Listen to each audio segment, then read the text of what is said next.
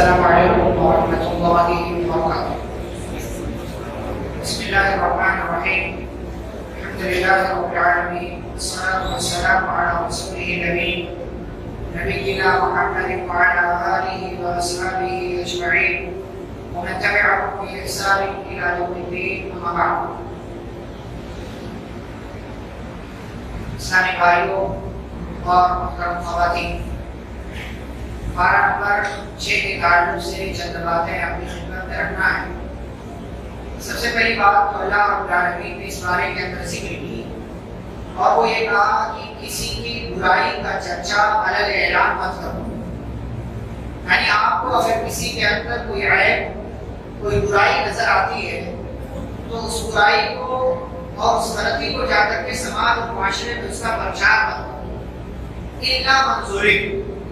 ہاں، اگر کسی بندے پر ظلم ہوا ہے اور اس کے ساتھ غلط کیا گیا ہے، وہ مظلوم ہے، تب جا کر کے وہ کسی ذمہ دار انسان کے پاس یا سماج میں اس ظالم کے خلاف آواز اٹھائے گا اور اس کی برائیوں کو بیان کرے گا۔ یہ آیت کریمہ نازل ہوئی، امام مجاہد وغیرہ کہتے ہیں کہ ایک آدمی نے دوسرے کی دعوت دی۔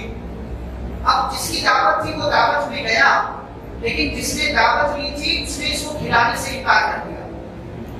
اب بھائی کیسا ہے کہ دعوت ملے اور دعوت میں جاؤ اور جس نے دعوت لیا وہ بھگا دے تو کیسا لگے گا؟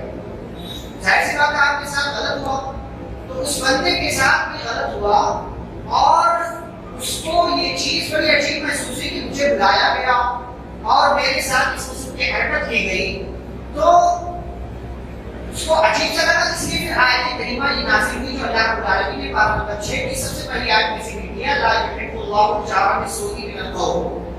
اچھا، ایک اور واقعہ ہوا اسی کے حوالے سے، اور وہ واقعہ یہ ہے کہ ایک آدمی آیا پیارے نبی صلی اللہ علیہ وسلم کے پاس اور کہا، اللہ کے رسول صلی اللہ علیہ وسلم میرا پڑوسی مجھے تکلیف دیتا ہے۔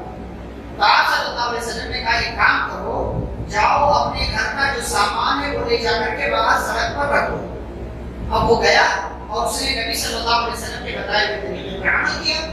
اب جب عمل کیا تو آنے جانے والے لوگ دیکھتے بھائی یہ گھر کا سامان باہر رکھ کر کے بیٹھا ہوا ہے، کیوں؟ تو جو کوئی بھی آتا جاتا تھا وہ سوال کرتا تھا، تو وہ کہتا تھا کہ یہ میرا پڑوسی ہے، مجھے تکلیف دیتا ہے۔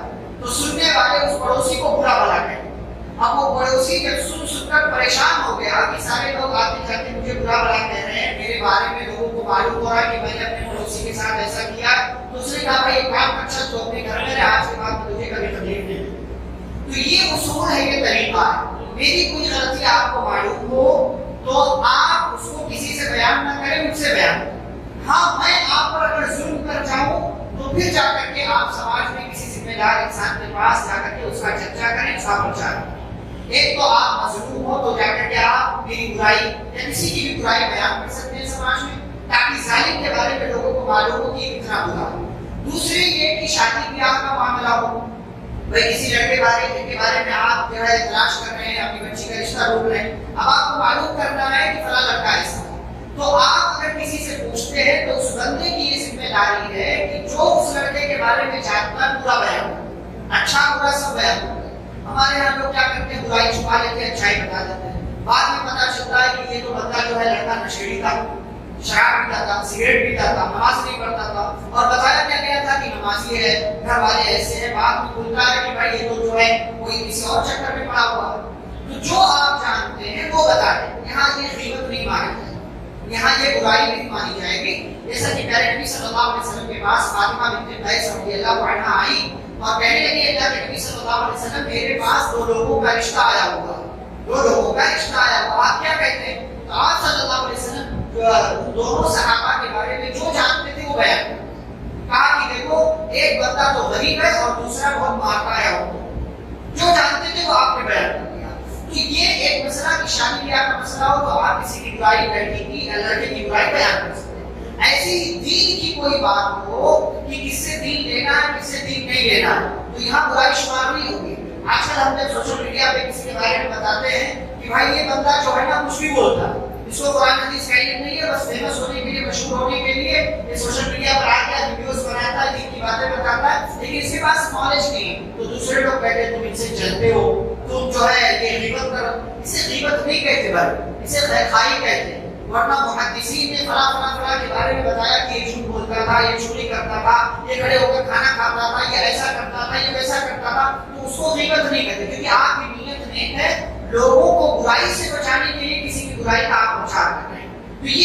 کا قانون ہے اور یہ شریعت کی تعلیم ہے۔ آگے بڑھے تو اللہ رب العالمین نے یہودیوں کی تقریباً 12-13 جو ہے گناہ، جرائم، غلطیاں، کرائم اللہ تبارک و تعالیٰ نے ان کے ذکر کی ہے۔ جرم نمبر 1 کہ انہوں نے اللہ رب العالمین کو اپنی نظروں کے سامنے دیکھنے کی فرمائش کی، جبکہ یہ خلاف ہے۔ فقالوا ارنا اللہ جہرا۔ نمبر 2 جرم نمبر 2 بچڑے کو معبود بنا لیا، بچڑے کو معبود بنا لیا۔ جرم نمبر 3 ان لوگوں نے یہ کیا کہ اللہ رب العالمین نے جو ان سے عہد و پیمان لیا تھا اس کو توڑ دیا۔ جرم نمبر 4 ہفتے کے دن شکار کرنے سے منع کیا گیا تھا لیکن شکار کیا۔ جرم نمبر 5 اللہ کی آیتوں کا انکار کیا۔ جرم نمبر 6 انبیاء کا قتل کیا۔ جرم نمبر 7 عیسیٰ علیہ السلام کو ولد الزنا قرار دیا، کہا یہ حرام کا بچہ ہے، نعوذ باللہ۔ جرم نمبر 8 مریم علیہ السلام کو زانیہ قرار دیا، نعوذ باللہ۔ جرم نمبر 9 لوگوں پر ظلم کیا، لوگوں پر ظلم کیا۔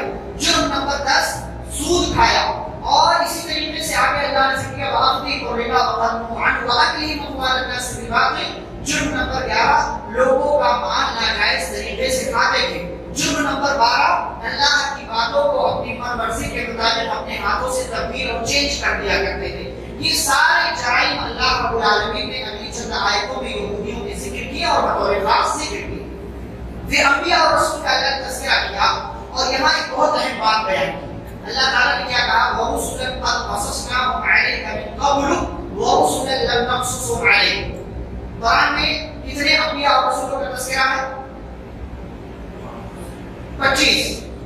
25 نبیوں کا نام لے کر کے اللہ نے ذکر کیا، اور انبیاء کتنے آئے؟ 1,00,000 سے اوپر۔ تو اللہ تعالیٰ نے صرف 25 لوگوں کا نام لے دیا۔ کیا کہا اللہ تعالیٰ نے؟ بہت سے کچھ پیغمبر ایسے ہیں جن کے بارے میں ہم نے آپ کو بتا دیا، اور کچھ پیغمبر بلکہ بہت سے پیغمبر ایسے ہیں جن کے بارے میں ہم نے آپ کو بتایا ہی نہیں۔ ہمارے یہاں کیا چلتا ہے؟ کیا بتانا چاہ رہا ہوں، کام پر دھیان دو، نام پر دھیان نہ دو۔ کام ہونا چاہیے، آپ کا نام ہوتا ہے نہیں ہوتا ہے نہیں ہوتا ہے، پرواہ نہیں۔ انبیاء کرام 25 کا صرف تذکرہ ہوگا، آئے کتنے؟ 1,00,000 سے زائد۔ ہمارے یہاں کوئی پروگرام ہو، پوسٹر میں کسی ذمہ دار کا نام نہ آئے تو واویلا بچا دیا، میرا نام ہی نکل جائے، میرا نام ہی نہیں آیا، میں نے یہ کام کیا، میرا نام ہی نہیں لیا گیا۔ اور آج نام کی جو ہے، نام کی برباد لگی، نام کے لیے کام کیا جائے، نام کے لیے نہیں۔ ہاں یہ الگ بات ہے کہ سماج والوں کی ذمہ داری ہے کہ اگر کوئی بندہ کام کرتا ہے تو اس کے کام کو اہمیت دے، اس کا تذکرہ کیا جائے، لیکن اپنے آپ سے امید رکھنا کہ میرا نام نہیں آیا تو میں کام کرنا چھوڑ دوں گا۔ انبیاء کرام اگر کیا انہوں نے اللہ رب العالمین سے شفا کیا ہے، کیا وہ شفا کریں گے کہ اللہ میرا نام ہی نہیں لیا گیا قرآن میں؟ تو نہیں، نام پر نہیں دھیان دو، کام پر دھیان ہونا چاہیے۔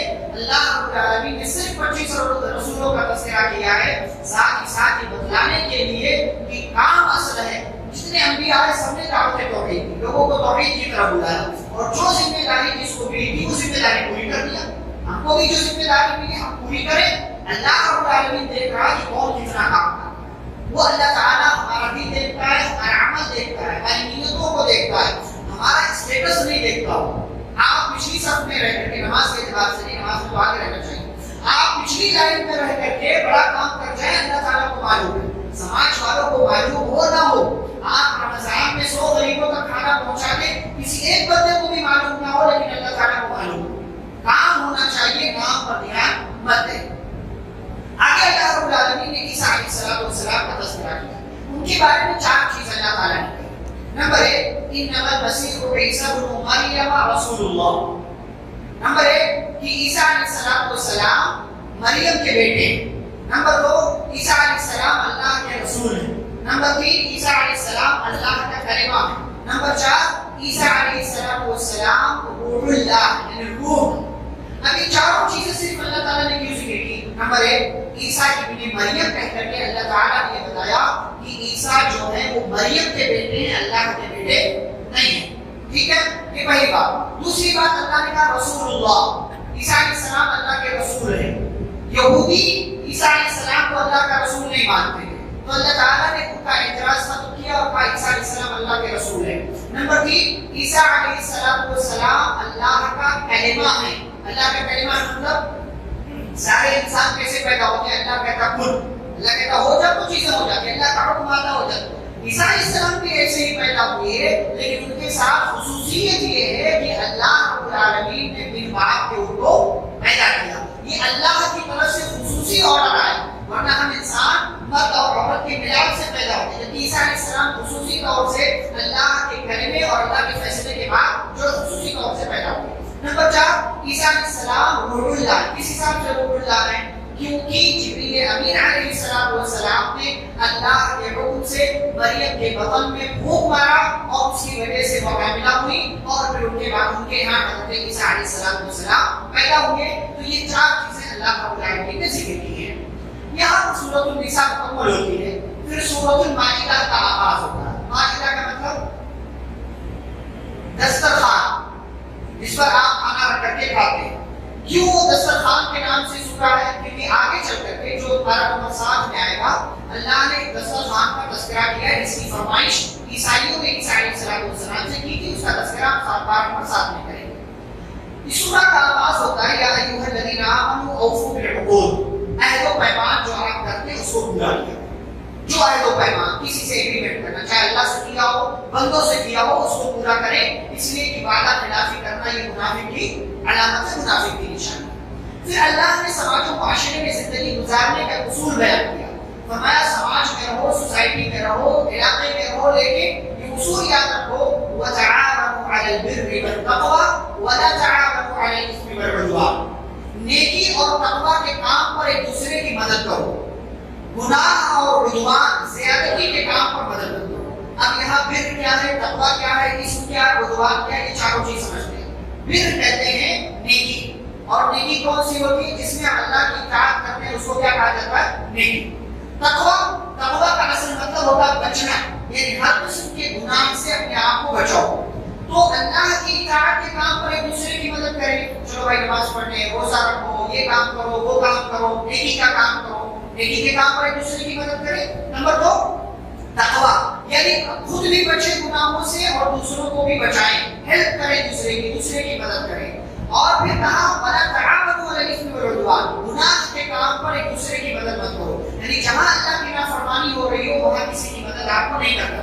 والعدوان، اور کہیں ظلم و زیادتی کے کام پر کسی کی مدد کرنا، یعنی بندوں کا معاملہ ہو، کسی کے ساتھ ظلم ہو رہا ہو تو آپ اس بندے کا ساتھ مت دیں جو ظلم کر رہا ہے۔ یہ 4 چیزیں اللہ رب العالمین نے نام لے کر 2 میں کہا ایک دوسرے کی مدد کرو، اور 2 میں کہا ایک دوسرے کی مدد مت کرو۔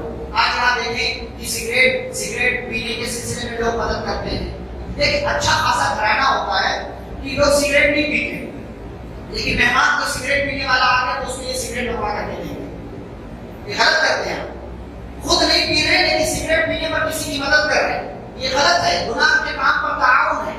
ایسی کتنی مثالیں ہیں، نیکی اور تقویٰ کے کام پر مدد ہونی چاہیے۔ اچھا، نیکی اور تقویٰ کے کام پر مدد کرنے کا فائدہ کیا ہوگا جانتے ہیں؟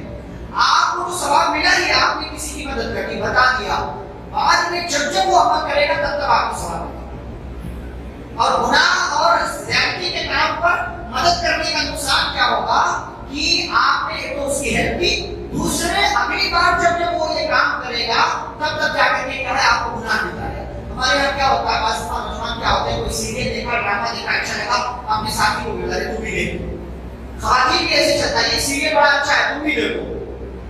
کیوں گناہ جمع کرتے ہیں؟ گناہ آپ کی ذات تک ہو تو آپ کا اور آپ کے رب کا مسئلہ، میں نہیں کہہ رہا کہ گناہ کرو، لیکن گناہ آپ کی ذات آپ کی حد تک ہے تو ٹھیک ہے، آپ کا رب جانتا ہے، اس کا پرچار مت کریں۔ ہمارے یہاں لوگ پرچار نہیں کرتے، میں نے اسی لیے دیکھا بڑا اچھا ہے، تم نے دیکھا نہیں دیکھا تو دیکھ، بڑا اچھا ہے، یہ فلم دیکھ، یہ مووی دیکھ، یہ ڈرامہ دیکھ، یہ ویب سیریز دیکھ، کاروبار چل رہا ہے۔ ہمارے نوجوان جو کالج اور یونیورسٹی میں پڑھنے والے اس طریقے کام کر رہے ہیں، کش لیتے ہیں لوگ، کش، یہ سگریٹ پی کچھ نہیں ہوتا، چلتا ہے کچھ نہیں ہوتا، کسی کو معلوم نہیں پڑے گا، تیرے ابا کو بھی معلوم نہیں پڑے گا، تیرے ابا کو بھی معلوم نہیں پڑے گا۔ نیکی کے کام پر مدد کرے، فائدہ یہ ہوگا، بعد میں بھی ثواب ملتا رہے گا، جب بدکا عمل کرے گا۔ گناہ کے کام پر مدد کریں گے تو آج بھی گناہ ملے گا، بعد میں وہ بندہ جب وہ غلط کام کرے گا تب تک آپ کو گناہ ملتا رہے گا۔ پھر اللہ رب العالمین نے دین کی تکمیل ہونے کا، مکمل ہونے کا اعلان کیا، جیسا کہ آپ جانتے ہیں دین مکمل، الیوم اکملت لکم دینکم، اللہ نے کہا میں نے دین مکمل کر دیا۔ مکمل آپ سمجھتے ہیں کمپلیٹ. اس کے بعد اللہ تعالیٰ نے ایک لفظ استعمال کیا جاتا ہے وَأَتْمَمْتُ، اور میں نے پوری کر دیا. اب تمہارے اوپر اپنی نعمت. اللہ تعالیٰ نے دو لفظ استعمال، اکمال اور اتمام. اکملتو اتممتو، دونوں میں کیا فرق ہے؟ دونوں میں کیا فرق ہے؟ اکملتو کا مطلب ہوتا ہے کمپلیٹ، اور اتممتو کا مطلب ہوتا ہے کہ اس میں کوئی نقص نہیں ہے. یعنی ایک تو کہ بھائی جیسے گلاس بھرا ہوا ہے، گلاس بھرا ہوا ہے، کیا بنے گا؟ گلاس مکمل بھرا ہوا فل ہے، ٹھیک ہے. لیکن اگر وہ گلاس کسی غلط چیز سے بھرا ہوا ہو تو گلاس کسی غلط چیز سے بھرا ہوا ہو تو آپ اس کو استعمال کریں گے. دین مکمل ہے، ساتھ ہی ساتھ اچھی باتوں سے مکمل ہے، اور ایسی اچھی باتیں ہیں کہ اس میں کسی بھی قسم کا کوئی نقص اور کوئی عیب نہیں ہے. تو یہ فرق ہے کہ دین مکمل ہے اور دین یہ نعمت ہے، اور اس نعمت میں کوئی نقص، کوئی عیب اور کوئی خامی نہیں ہے. تو اسی لیے اللہ نے دو الگ الگ الفاظ استعمال کیے. ساتھ ہی ساتھ کیا کہا؟ وَرَضِيتُ لَكُمُ الْإِسْلَامَ دِينًا، اس اسلام کو دین کی حیثیت سے میں نے تمہارے لیے پسند کر لیا ہے. پتہ کیا چلا؟ اللہ کی پسند ہماری پسند ہونی چاہیے. اسلام اللہ تعالیٰ کو محبوب ہے تو ہر بندے کو اسلام ہی پسند ہونا چاہیے. اچھا ایک بات یہاں بتاؤں، بہت سارے لوگ جو ہے ٹی وی چینل پہ بیٹھنے والے کہتے ہیں اسلام 1400 سال پرانا دھرم ہے اور ہمارا جو ہے ہندوؤں کا دھرم یا فلانے دھرم بہت پرانا، 5000 10,000 15,000 سال پرانا. کیا بات ہے یہ سر؟ بھائی نبی صلی اللہ علیہ وسلم تو 1400 سال پہلے کیا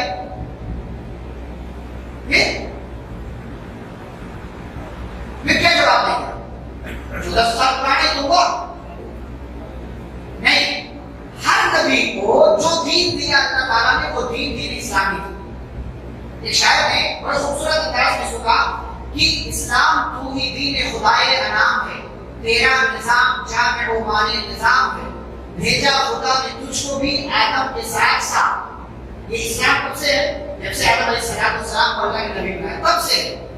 تکمیل کام تیری ہوئی مصطفیٰ کے ساتھ. اسلام یہ دین کے حیثیت سے مکمل کام ہوا محمد صلی اللہ علیہ وسلم. اس سے پہلے جتنے انبیاء آئے، ایک نبی آئے چلے، دوسرے نبی آئے تو پہلے کی باتوں میں کچھ ترمیم، کچھ چینجنگ، کچھ تبدیلی ہوتی رہی.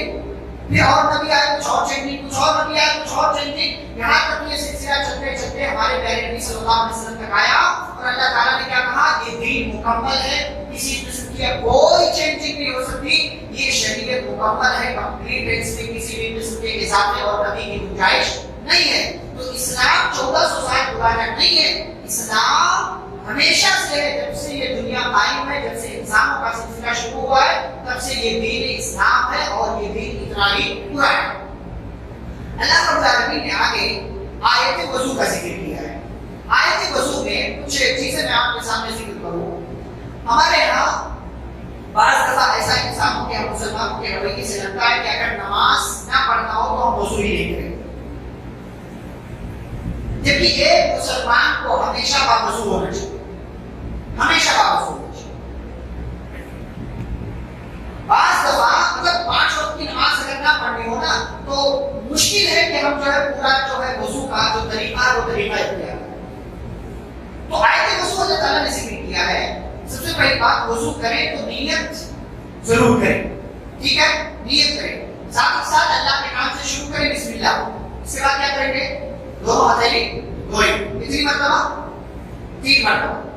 یہ آخری حد ہے، 3 مرتبہ. 3 مرتبہ سے زیادہ آپ دھوئیں گے تو سنت کے خلاف ہو جائے گا. یہ حد 1 مرتبہ میں کام ہو گیا خلاص، 2 مرتبہ میں ہو گیا خلاص، تیسری مرتبہ میں ہو ہی جانا. 3 مرتبہ سے زیادہ آپ نے گنجائش نکالا تو گویا کہ آپ سنت کے خلاف عمل کر رہے ہیں، ٹھیک ہے؟ ہتھیلی آپ نے دھو لیا. کلی کریں گے، لیکن کلی اور ناک میں پانی ڈالنا دونوں عمل ایک ساتھ ہونا چاہیے. اور یہی اکثر ہے کہ آپ جو پانی اپنی ہتھیلی میں اپنے ہاتھ میں لیں وہی آدھا منہ میں ڈالیں، آدھا ناک میں جانا چاہیے. مشکل ہے، ایک آدھ دن کریں گے مشکل لگے گا، اس کے بعد آسان ہو جاتا ہے. آپ اس طریقے سے ہتھیلی میں پانی لیں، آدھا منہ میں ڈالیں اور آدھا اس کے بعد آپ ناک کے اندر ڈالیں. پھر جھاڑنے کا کام بھی ساتھ میں کر لیں. ایسا یہی طریقہ زیادہ پسند ہے. 3 مرتبہ، یہاں بھی 3 مرتبہ سے زیادہ نہیں ہونا چاہیے. اس کے بعد آپ چہرہ دھوئیں گے، پورا یہاں سے لے کر کے پورا حصہ دھونا ہے، ٹھیک ہے؟ یہ پورا حصہ دھونا ہے. ہاتھ دھوئیں گے کوہنی تک، یہ ہاتھ دھوئیں گے کوہنی تک، پھر سر کا مسح کریں گے اسی ایک پانی سے، سر بھی اسی ایک پانی سے، کان بھی، ٹھیک؟ اور سر کا مسح ایک بار، 2 بار نہیں، 3 بار نہیں. گردن کا مسح کرنا بدعت ہے، گردن کا مسح آپ نہیں کریں گے. پھر اس کے بعد دایاں پیر دھوئیں گے کم از کم ٹخنے تک 3 مرتبہ، انگلیوں کے درمیان خلال کریں گے، پھر بایاں پاؤں دھوئیں گے. اس طریقے سے وضو مکمل ہو گیا. اب وضو کی دعا پڑھیں گے، آسمان کی طرف شہادت انگلی اٹھائیں گے؟ نہیں اٹھائیں گے. بہت سے لوگ اٹھاتے ہیں، غلط کرتے ہیں، بدعت ہے. دعا پڑھیں گے اشہد ان لا الہ الا اللہ وحدہ لا شریک لہ واشہد ان محمدا عبدہ ورسولہ اللہم اجعلنی من التوابین واجعلنی من المتطہرین. کیا فائدہ ہے؟ کیا فائدہ ہے؟ اس بندے نے وضو کیا، شریعت کے مطابق وضو کیا، وضو کرنے کے بعد دعا پڑھ لیا، فتحت لہ ابواب الجنۃ الثمانیہ، اس کے لیے جنت کے 8 دروازے کھول دیے جاتے ہیں. تو جب وضو کریں گے تب جنت کے 8 دروازے آپ کے لیے کھلیں گے. تو صرف نماز کے لیے نہیں بلکہ نماز سے ہٹ کر کے بھی وضو کیا ہے. اور وضو کرنے کا فائدہ کیا ہے؟ چہرہ دھوتے ہیں، چہرے کے گناہ، ہاتھ دھوتے ہیں، ہاتھ کے گناہ، پیر دھوتے ہیں، پیر کے گناہ چھٹ جاتے ہیں. فائدہ ہے.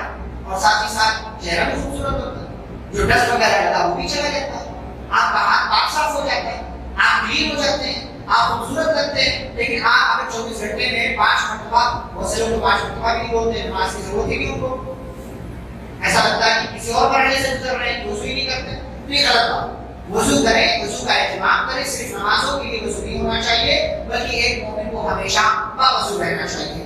پھر آگے اللہ رب العالمین نے ایک اہم بات بیان کی، فرمایا کہ اگر انصاف کا مسئلہ تمہارے یہاں آئے، یعنی اگر تمہیں کسی چیز میں انصاف کرنے کی ضرورت پڑے، چاہے آپ ایک ٹیچر ہو، چاہے آپ ایک باپ ہو، چاہے آپ ایک ماں ہو، چاہے آپ علاقے کے ذمہ دار ہو، چاہے آپ اسکول میں پرنسپل ہو، چاہے آپ کسی اور حیثیت سے ذمہ دار ہو، اگر 2 لوگوں کے درمیان آپ کو مسئلہ سلجھانے کا موقع مل گیا، تو 2 لوگوں میں سے ایک بندہ ایسا ہے جس سے آپ کے خاندان کی یا آپ کی بنتی نہیں ہے، تو کیا کریں گے آپ؟ بنا سچ اور غلط دیکھے اس کے خلاف فیصلہ کر دیں گے؟ نہیں. اللہ کہتے ہیں وَلَا يَجْرِمَنَّكُمْ شَنَآنُ قَوْمٍ عَلَىٰ أَلَّا تَعْدِلُوا. کہا کسی قوم سے، کسی انسان سے دشمنی تمہیں اس بات پر آمادہ نہ کرے کہ تم اس کے خلاف فیصلہ کرو. نبی صلی اللہ علیہ وسلم کے پاس کتنے ایسے کیس آئے کہ اس میں مسلمان غلط تھا، نبی نے فیصلہ سنایا کہ مسلمان غلط ہے، یہ وہ بھی سچ ہے.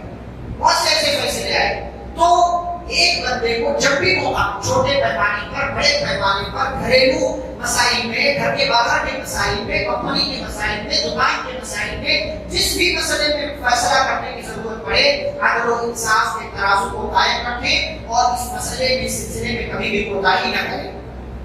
آگے اللہ تعالیٰ نے اصول بیان کیا. یہودی یہ کہتے تھے کہ ہم اللہ کے بیٹے ہیں اور اس کے محبوب ہیں. اللہ تعالیٰ پر الزام لگاتے تھے، کہتے تھے ہم اللہ کے بیٹے ہیں اور اس کے. اچھا، اس بارے میں کئی جگہوں پر اللہ تعالیٰ نے یہودیوں کے جرائم ذکر کیے. اس سے پہلے میں نے کتنے گناہ بتائے، کتنے جرائم؟ 12. یہاں ایک اور چیز اللہ نے ذکر کیا کہ ہم اللہ کے بیٹے ہیں اور اس کے محبوب ہیں.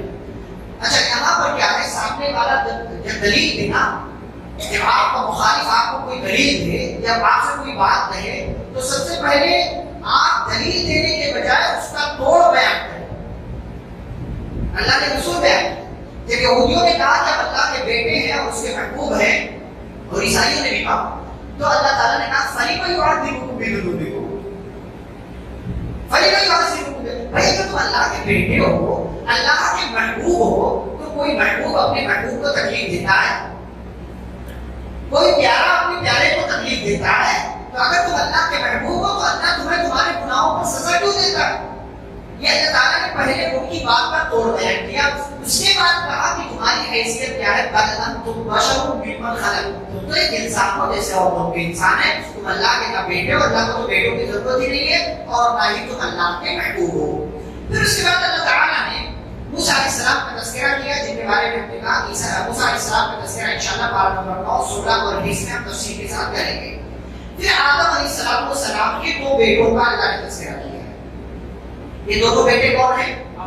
قابیل اور حابیل. ان میں قاتل کون ہے؟ قابل. جو قابل ہے وہی قاتل ہے. یہ آسان ہے یاد رکھنے. جو قابل ہے وہی قاتل ہے. آسان ہے یاد رکھنے کے لیے. ان دونوں کا مسئلہ اللہ تعالیٰ نے ذکر کیا ہے اور اس کے پیچھے میسج اور پیغام دیا ہے. ہم انسانوں کو، ہم مسلمانوں کو ایک پیغام. پہلے بات کیا دیکھتے ہیں. یہ ان دونوں نے اللہ کے راستے میں صدقہ کیا، قربانی پیش کی. لیکن قربانی کیوں پیش کی اس کے پیچھے ریزن اللہ نے بیان نہیں کیا. تفسیری روایات میں علماء نے وجہ بیان کی ہے. ان میں جو سب سے مشہور وجہ ہے وہ یہ کہ آدم علیہ السلام کے یہاں اولاد جو ہوتی تھی وہ مطلب جوڑا ہوتی تھی، ایک لڑکا اور ایک لڑکی. تو قابیل کے ساتھ ایک لڑکی پیدا ہوئی، اس کی بہن. حابیل کے ساتھ ایک لڑکی پیدا ہوئی. دونوں بڑے ہو گئے، یعنی یہ چاروں بڑے ہو گئے. نکاح کا موقع ہے. تو قابیل کے ساتھ جو لڑکی پیدا ہوئی تھی وہ خوبصورت تھی. حابیل کے ساتھ جو لڑکی پیدا ہوئی وہ اتنی خوبصورت نہیں تھی. اور انسانوں کی فطرت ہے کہ خوبصورت چیز کی طرف زیادہ بڑھتا ہے. تو اور اصول یہ تھا شریعت میں کہ اپوزٹ والی لڑکی سے شادی کی جائے گی. جو ساتھ میں پیدا ہوئی ہے اس کے ساتھ شادی نہیں کرنا. جو اپوزٹ مطلب جو ہمارا بھائی ہے اس کے ساتھ جو بہن پیدا ہوئی ہے اس کے ساتھ شادی کریں، کیونکہ اور کوئی مخلوق نہیں تھی. تو اس طریقے سے انسانوں کو آگے بڑھانا تھا. اس وقت یہ جائز تھا. لیکن قابیل نے کہا بھائی نہیں، میں تو نہیں مانتا، مجھے تو اسی کے ساتھ شادی کرنا. آدم علیہ السلام نے کہا بیان کہ بھائی مسئلہ ہے، ٹھیک ہے تم دونوں وزیر ہو تو ایک کام کرو، اللہ کے راستے میں صدقہ کرو. کہا ٹھیک ہے صدقہ کریں گے. اب دونوں نے صدقہ پیش کیا. تو جو جس میدان کا تھا اسی میدان کے اعتبار سے اس نے صدقہ پیش کیا. یہ جو قابیل تھا یہ کھیتی باڑی کرتا تھا، اور حابیل جو تھا یہ جو ہے یہ بھیڑ بکریاں اس کے پاس تھی. تو حابیل نے ایک موٹا تازہ دھنبا اللہ کے راستے میں صدقہ کیا، اور قابیل گیا گیہوں کی کچھ بالیاں اس نے اللہ کے راستے میں دے دی. گیہوں کی بالیاں کتنے دانے ہوں گے؟ 100 200 300 دانے رہیں گے. کتنا دانا رہتا؟ تو اللہ اس وقت قانون یہ تھا کہ اللہ کی طرف سے صدقہ کی قبولیت کی نشانی ہوتی تھی کہ آسمان سے آگ آتی تھی اور جس کو قبول کرنا ہوتا تھا اس کو جلا دیتی تھی. اب وہ آگ آئی اور اس نے اس دبے کو، اس بچڑے کو جلا دیا. اس طریقے سے حابیل کی قربانی اللہ تعالیٰ نے قبول ہو گئی. اب جب قابیل نے دیکھا تمہارے قسم کے لاکھ میں تجھے قتل کر دوں گا، تو ایک بندہ جو شریف ہوتا ہے، سنجیدہ ہوتا ہے، بڑی محبت سے جواب دیتا ہے. خاص طور سے جب اپنا رشتہ دار ہو، تجھے جو کرنا ہے کر بھائی، انما یتقبل اللہ من المتقین. ایک اصول یاد رکھ کہ اللہ تعالیٰ تقویٰ والوں کے عمل کو قبول کرتا ہے، اہل غیرے کے عمل کو اللہ قبول نہیں کرتا. تو ردی مال سے پہلے بیان کرتے ردی مال اللہ کے راستے میں خرچ کرو اور سوچو جنت ملے گی. تو آپ کی سوچ بیکار ہے، آپ کی سوچ بیکار ہے. اچھا والا مال آپ کو اللہ کے راستے میں خرچہ کرنا پڑے گا. تو پھر حابیل نے کہا نہیں پسند نہیں لے گا کہ تم نے نماز کے پاس سے چیزیں لے کرے کہا کہ تم مجھے مارنا چاہے گا، سن تو میرا بھائی ہے، میں تیری طرف ہاتھ بھی نہیں اٹھاؤں گا مارنے. میں ہاتھ بھی نہیں اٹھاؤں گا کہ میں تجھے ماروں. میں نماز سے یہ لے کر لیا انی اخاف اللہ رب العالمین. قتل بہت بڑا جرم ہے، تو مجھے مارے گا نا، میں تجھے ماروں گا لیکن ہاتھ بھی نہیں اٹھاؤں گا، کیونکہ مجھے میرے رب کا ڈر ہے جو پوری کائنات کا رب ہے، اس کے علم میں یہ ساری باتیں ہیں. اور سن انی اريد ان تبوء باثمی واثمک فتکون من اصحاب النار. اگر تو نے میرا دشمن بننے کا فیصلہ کر لیا کہ تو نے باپ کی بات کو نہیں مانا، تو نے اللہ کی طرف سے یہ صدقے والا جو عمل کیا گیا اللہ کی بات کو بھی نہیں مانا، تو مجھے قتل کرنا چاہتا ہے کر، لیکن میں چاہتا ہوں کہ تو میرا بھی گناہ اپنے سر لے لے اور اپنا گناہ کو لے، اور اس کے بعد تو اور تیرا انجام. فطوعت له نفسه قتله. حسد انسان کو کہاں سے کہاں پہنچا دیتا ہے کہ اپنے ہی بھائی کا، اپنے ہی باپ کا، اپنے ہی رشتہ دار کا انسان قتل کر دیتا ہے. جب حسد پر آتا ہے تو دشمنی پر آتا ہے. اور مسائل کیا ہے؟ کوئی مال کے لیے جھگڑا کر رہا ہے، کوئی پراپرٹی کے لیے جھگڑا کر رہا ہے، کوئی فلیٹ کے لیے جھگڑا کر رہا ہے، کوئی اسٹیٹس کے لیے جھگڑا کر رہا ہے، کوئی اس لیے کہ فلانے سے ابا محبت کرتے ہیں اس لیے جھگڑے ہو رہے ہیں، لڑائیاں ہو رہی ہیں، قتل ہو رہا. ایسے سارا معاملہ شروع زمانے سے لے کر کے چل رہا. آخرکار قابیل نے حابیل کو قتل کر دیا، لیکن قتل جب کیا تو اب سوچا کہ لاش کو چھپاؤں گا، اپنے جرم پر پردہ کیسے ڈالوں. اور ہوتا یہی ہے، گناہ کے بعد غلطی کا احساس ہوتا ہے. گناہ یہ انسان کی فطرت ہے. انسان چھوٹا گناہ کرے، بڑا گناہ، اس کا ضمیر اگر زندہ ہے فوراً ملامت کرے گا کہ اللہ کے بندے تجھے غلط کیا، تجھے نہیں کرنا چاہیے، تجھے نہیں کرنا چاہیے. اب جب اس نے قتل کر دیا تو اب سوچنے لگا دفن کیسے کروں، کیونکہ اس سے پہلے کوئی مرا نہیں تھا، کسی کو دفن نہیں کیا گیا تھا، یہ پہلی موت اور یہ پہلا قتل تھا، اور دنیا میں جو سب سے پہلی موت ہوئی وہ بھی ایک قتل کے ذریعے ہوئی۔ اب سوچنے لگا تو اللہ تعالیٰ نے سسٹم اب دیکھے، اللہ تعالیٰ رہنمائی کرتا ہے، اللہ تعالیٰ لوگوں کو سمجھانے کے لیے رہنمائی، اللہ تعالیٰ نے کوا بھیجا، اس کوے کے منہ میں اس کا ایک دوسرا بھائی تھا جو مرا ہوا تھا، وہ کوا آیا، اس نے اپنے بھائی کو زمین پر رکھا اور اپنی چونچ سے جسمی طریقے سے ممکن تھا زمین کو کھودا اور اس کے اندر اپنے مرے ہوئے بھائی کو ڈال دیا۔ اس نے دیکھا تو کہتا ہے یا ویلتا اعجزت ان اکون مثل هذا الغراب، ہائے افسوس میں تو اس کوے جیسا بھی نہیں، میرے پاس تو اس کوے جتنی عقل بھی نہیں ہے کہ کوا آیا اس نے اپنے بھائی کو دفن کر دیا، میں تو اس کوے سے بھی زیادہ گیا گزرا ہوں۔ فاصبح من النادمین، افسوس کرنے لگا، لیکن اب افسوس کرنے سے کوئی فائدہ نہیں، کوئی فائدہ نہیں، وقت رہتے ہوئے ہوشیار ہو گئے تو فائدہ ہے، وقت گزر جانے کے بعد ہوشیار ہوئے تو اس احساس کا، اس ہوشیار ہونے کا کوئی فائدہ نہیں ہے۔ پیارے نبی صلی اللہ علیہ وسلم نے فرمایا لا تقتل نفس ظلما الا كان على ابن آدم الاول كفل منها، فرمایا کہ اب دنیا میں جو بھی قتل ہوگا اس کا ایک حصہ گناہ عامل کے کھاتے میں اس کے اکاؤنٹ میں جاتا رہے گا، لأنه اول من سن القتل، اس لیے کہ سب سے پہلے قتل کرنے کا سسٹم اسی نے ایجاد کیا۔ ابھی میں نے تھوڑی دیر پہلے کہا آپ گناہ کے راستے پر کسی کو لگائیں گے تو آپ کو گناہ ملتا رہے گا جب تک وہ گناہ کا کام ہوتا رہے گا، کسی کو اچھائی کے راستے پر لگائیں گے آپ کو نیکی ملتی رہے گی جب تک وہ نیکی کا کام ہوتا رہے گا۔ اور یہی سے اللہ رب العالمین نے اصول دے دیا من قتل نفسا بغیر نفس او فساد فی الارض فکأنما قتل الناس جميعا، جو کسی ایک کو بغیر کسی جرم کے مار دے، ناحق قتل کر دے تو گویا کہ اس نے پوری دنیا کے انسانوں کا قتل کیا ہے۔ ومن احیاها فکأنما احیا الناس جميعا، اگر آپ کسی ایک کی زندگی کو بچا لیں تو اللہ کہتے گویا کہ آپ نے پوری دنیا کے انسانوں کی زندگی بچائی، اور صرف انسان کی زندگی نہیں، ایک کتے کی زندگی بھی آپ بچا لیں تو اس کی وجہ سے اللہ تعالیٰ آپ کو جنت میں داخل کر سکتے ہیں۔ مشہور آپ کیا کرتے ہیں آپ، تو یہ اصول اللہ تعالیٰ نے دیا، اور اس اصول کے فوراً بعد قتل سے جڑا ہوا ایک واقعہ اللہ نے بیان کیا اور آیت رکھی، جسے آیت محاربہ کہتے ہیں۔ نبی صلی اللہ علیہ وسلم کے پاس قبیلے عقل اور روینا کے کچھ لوگ آئے اور وہ مدینہ میں رہنے لگے، لیکن مدینہ کی آب و ہوا ان کو راس نہیں آئی، تو نبی صلی اللہ علیہ وسلم نے ان کو مدینہ سے تھوڑی دوری پر اونٹوں کا باڑا تھا، وہاں اونٹوں کے یہاں بھیج دیا کہ جاؤ اونٹوں کا دودھ وغیرہ پیو اور وہاں کی آب و ہوا اچھی ہے، تندرست ہو جاؤ گے۔ گئے، کھایا پیا مست میں، اور پھر اس کے بعد تندرست ہو گئے، بیماری دور ہو گئی، تو جو چرواہا تھا اس چرواہے کو قتل کر دیا اور لوہا گرم کر کے اس کی آنکھوں میں سرائی پھیر دی، اور اس کے بعد جو اونٹ تھے سب کے سب بھگا کے لے کر چلے گئے۔ نبی صلی اللہ علیہ وسلم کو معلوم ہوا تو آپ نے صحابہ کو دوڑایا، صحابہ گئے اور ان مجرموں کو پکڑ کر لایا گیا، اور نبی صلی اللہ علیہ وسلم نے ان کے ساتھ سیم وہی سلوک کیا جو ان لوگوں نے چرواہے کے ساتھ کیا تھا، اور ان کو قتل کر دیا گیا۔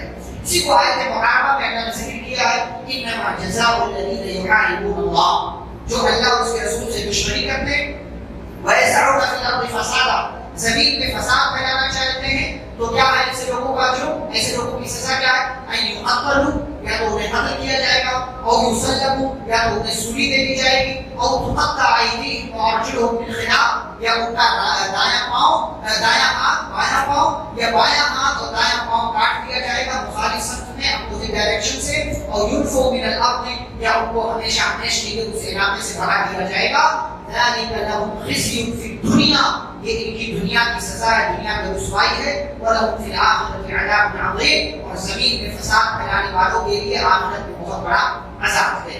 تو کبھی بھی ہماری سائڈ سے سماج میں کوئی فساد، کوئی بگاڑ پیدا نہیں ہونا چاہیے، اس لیے کہ فساد پھیلانا یہ کسی کو قتل کرنے سے زیادہ بڑا جرم ہے۔ قتل کرنے میں آپ صرف ایک آدمی کا قتل کرتے ہیں، لیکن فساد پھیلانے میں آپ پورے سماج کو پریشان کرتے ہیں، اور اللہ کی نظر میں یہ بڑا جرم ہے۔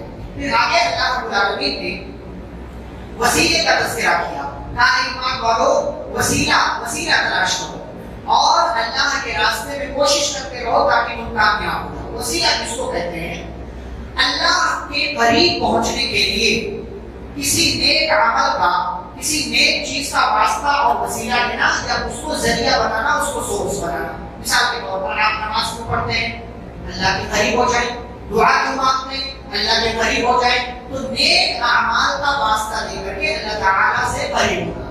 اب وسیلہ تین طریقے سے جائز ہے، باقی سارے وسیلے حرام. وسیلہ کی صرف تین شکلیں جائز ہیں. نمبر ایک، آپ اللہ کے ناموں کا وسیلہ لیں.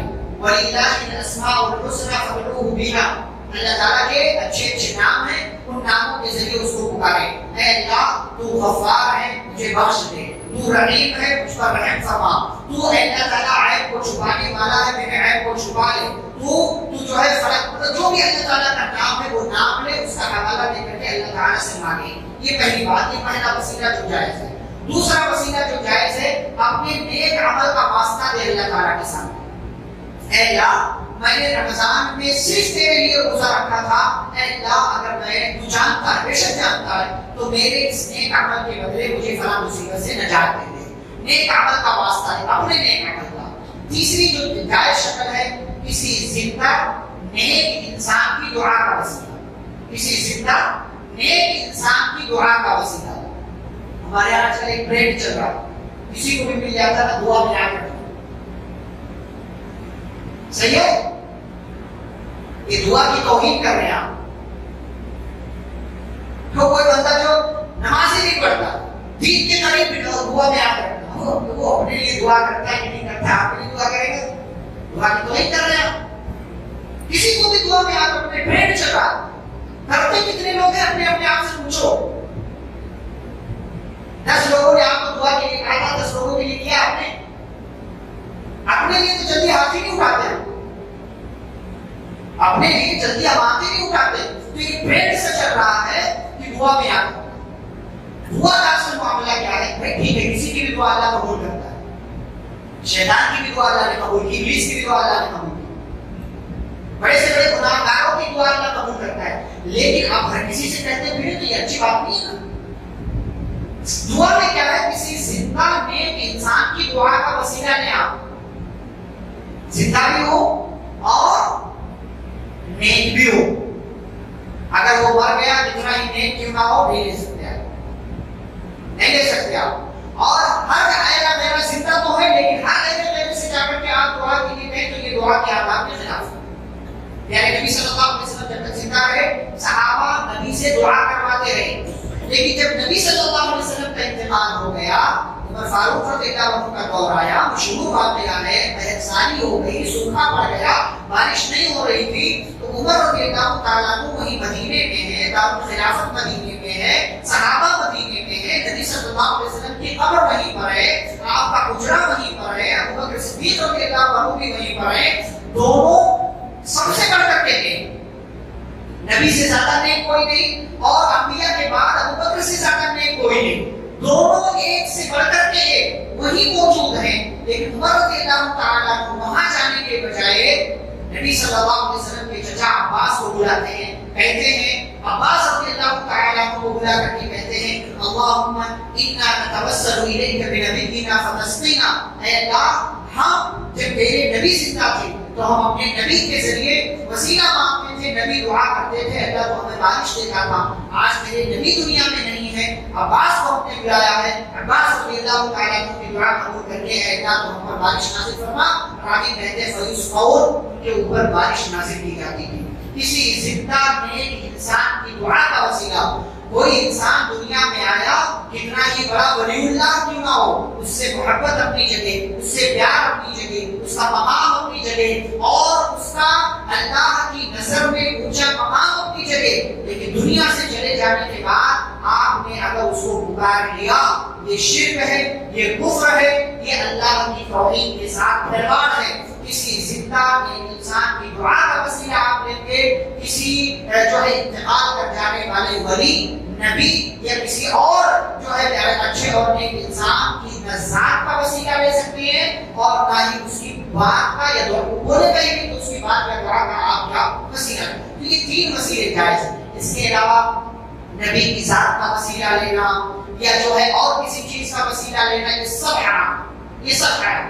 اور ہمارے یہاں ہمارے بھائیوں کے یہاں واقعہ مشہور ہے کہ نبی کی ذات کا وسیلہ تو آدم علیہ السلام نے لیا، ان سے غلطی ہوئی تو انہوں نے عرش پر دیکھا لا الہ الا اللہ محمد رسول اللہ، تو انہوں نے محمد صلی اللہ علیہ وسلم کے وسیلے سے اللہ تعالیٰ سے دعا کیا۔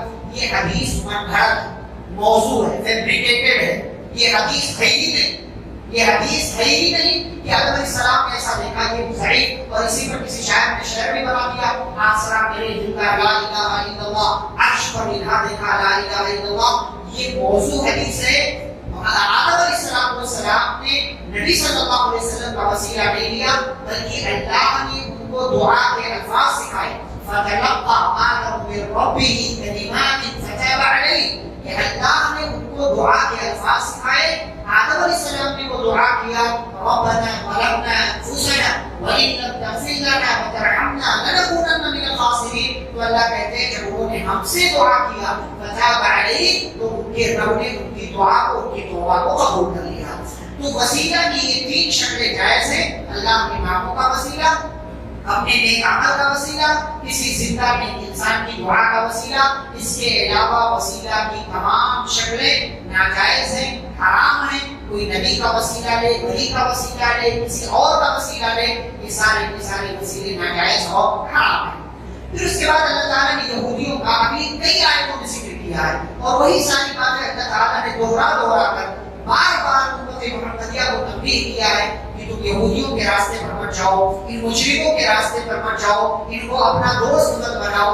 انہوں نے اللہ تعالیٰ کے حکم کی خلاف ورزی کی، اور نتیجہ یہاں تک ہوا اللہ تعالیٰ نے کہا کہ اللہ نے ان کے ساتھ احسان کیا، تو ان بدمعاشوں کو اللہ کا شکر ادا کرنے کے بجائے انہوں نے اپنی زبان سے یہ کہنا شروع کیا ید اللہ مغلولہ، اللہ کا ہاتھ بندھا ہوا ہے، یعنی اللہ بخیل ہے، نعوذ باللہ۔ لوگوں نے کہا اللہ بخیل ہے، تو اللہ تعالیٰ فرماتے غلت ایدیہم، یہی جو ہے بخیل ہے، ان کے ہاتھ بندھے ہوئے ہیں، بل یداہ مبسوطتان، اللہ کے دونوں ہاتھ کھلے ہوئے ہیں۔ اس سے کیا پتہ چلا؟ اللہ تعالیٰ کے دو ہاتھ ہیں، اور بعض روایتوں کے مطابق یہ بات معلوم ہوتی ہے کہ اللہ کا جو دونوں ہاتھ ہے، دونوں کے دونوں ہاتھ وہ دایاں ہاتھ، وہ رائٹ ہے، دونوں کا دونوں ہاتھ جو اللہ تعالیٰ کے، اب وہ کیسے ہے اللہ ہوا ہے؟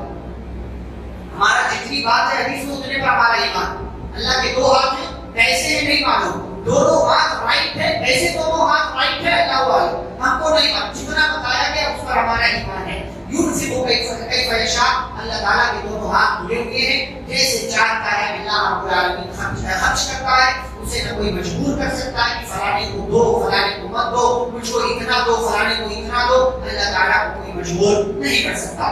پھر پیارے نبی صلی اللہ علیہ وسلم کو مخاطب کر کے اللہ نے فرمایا یا ایھا الرسول بلغ ما انزل الیک من ربک، اے رسول صلی اللہ علیہ وسلم جو آپ کے رب کی طرف سے آپ کی جانب نازل کیا گیا اسی کی تبلیغ کیجیے۔ تبلیغ کس کی؟ فضائل اعمال کی، بہشتی زیور کی نہیں، قرآن اور حدیث کی باتوں کی تبلیغ کرنا۔ ما انزل الیک من ربک، لیکن جو آپ کے رب کی طرف سے آپ کی جانب نازل کیا گیا اسی کی تبلیغ کرنا۔ وَإِن لَّمْ تَفْعَلْ، اگر آپ نے ایسا نہیں کیا، اپنی مرضی سے امام صاحب، اس کے صاحب، فلانے صاحب، ان کی بات کا پرچار کیا، فما بلغت رسالتہ، یہ تبلیغ نہیں ہے، یہ تبلیغ کا مذاق ہے، یہ تبلیغ کا مذاق۔ نبی صلی اللہ علیہ وسلم کی ویسے ہی ذمہ داری تھی جب رسول بنا دیا گیا کہ لوگوں کو دین کی طرف بلائے، لیکن اس پر مزید تاکید کے ساتھ اللہ نے باقاعدہ حکم دیا بلغ، آپ کے اوپر تبلیغ فرض ہے، کس کی؟ جو آپ کی رب کی جانب سے آپ کی طرف نازل کیا گیا۔ اگر آپ نے قرآن اور حدیث کے بجائے کسی اور چیز کی تبلیغ کی یا جو تبلیغ کا حق ہے اس کا حق ادا نہیں کیا، تو گویا کہ آپ نے اپنے رسول ہونے کا حق ادا نہیں کیا۔ ایسے ہی موجودہ زمانے میں آپ سمجھ لیں، کوئی بھی عالم، کوئی بھی امام، اسے تبلیغ کرنا ہے کس کی؟ قرآن کی اور حدیث کی۔ اگر اس نے تبلیغ نہیں کیا قرآن و حدیث کی تو گویا کہ اس نے اپنے عالم ہونے کا حق ادا نہیں کیا، اور ایسا بندہ عالم کہلانے کا مستحق نہیں ہے۔ اور آگے اللہ نے کیا کہا؟ واللہ یعصمک من الناس، اے نبی صلی اللہ علیہ وسلم اگر آپ کو لوگوں کا خوف ہے کہ میں قرآن حدیث کی تبلیغ کروں گا، لوگ مجھے ماریں گے، پتھر برسائیں گے، لوگ مجھ پر الزام لگائیں گے، مجھ پر طرح طرح کی باتیں کہیں گے، طرح طرح کے جملے کسیں گے، تو پریشان نہ ہو، اللہ آپ کی خاص حفاظت کرے گا۔ اور اللہ نے خاص حفاظت کی مکہ کے اندر بھی، مدینہ کے اندر بھی مشرکین نے چاہ کر کے بھی نبی کو وہ قتل نہیں کر سکے. مدینہ میں آئے, مارنا چاہا, حملہ کرنا چاہا یہودیوں نے بھی, مشرکین نے بھی, لیکن اللہ حفاظت کرتا رہا اور تمام دشمن مل کر کے بھی پیارے نبی صلی اللہ علیہ وسلم کا کچھ نہیں بگاڑ سکے.